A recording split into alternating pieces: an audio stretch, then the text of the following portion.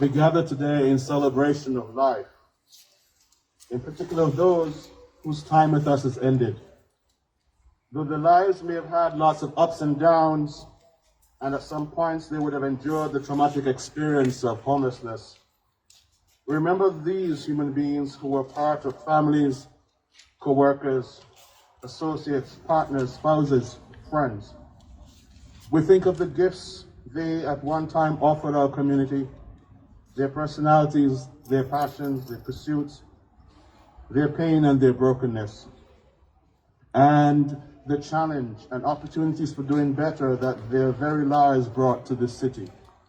Today, in our time together, in this act of remembrance, we offer dignity and love. We normally have memorial celebrations for an average of 45 persons. This year, our numbers have precipitously increased by 55%. Yes, today we will be remembering 72 persons who lived among us in this community.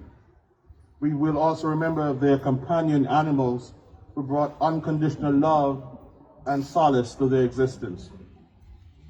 And you may want to conclude that the increase is due to the COVID-19 pandemic, but it is not. Chum has been doing a great job in protecting our guests and the community at large from catastrophic outbreak. So we actually have only 4 persons for whom COVID-19 was a cause of death. One was a member of staff who bravely battled illness for several months, and 2 others were formerly homeless, meaning that they were no longer in our care. 1/3 of those deceased was a result, though, of overdose, pointing to a crisis in our midst that is running rampant: chemical addiction. Together with our housing crisis, these 2 expose a stark reality that these deaths proclaim loudly today: we cannot treat addiction from shelter. There is dire need in Duluth for ample residential recovery service. We cannot treat addiction from shelter. I want you to know that almost every age group in life is represented on this year's list, with the youngest being 23 and the oldest 81 years of age. We are losing most of our people during what should be the most productive years of their lives, from the 30s to the 50s. I'm glad that you are here to hear this.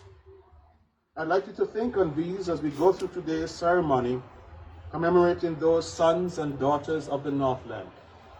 You may have known someone who experienced homelessness and died this year, perhaps a family member, a co-worker, maybe a guest who you served and grew to know and appreciate.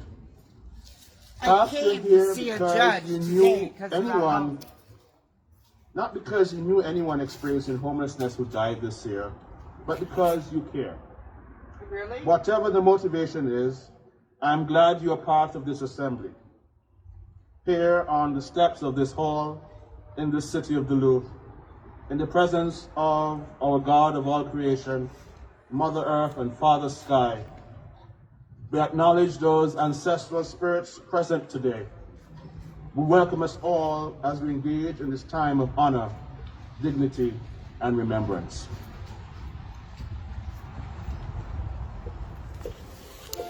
Friends, I just want to say thank you very much for spending your Christmas Eve midday with us in this remembrance vigil. We want to thank all those who worked so hard to get this act of remembrance together, the families who worked behind the scenes, and all the technical persons who were here today early to set up to allow us to have this wonderful service.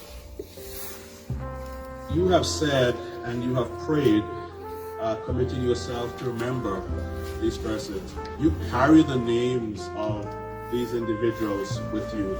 And as you leave here, I want you not only to carry their names, but to carry their cause.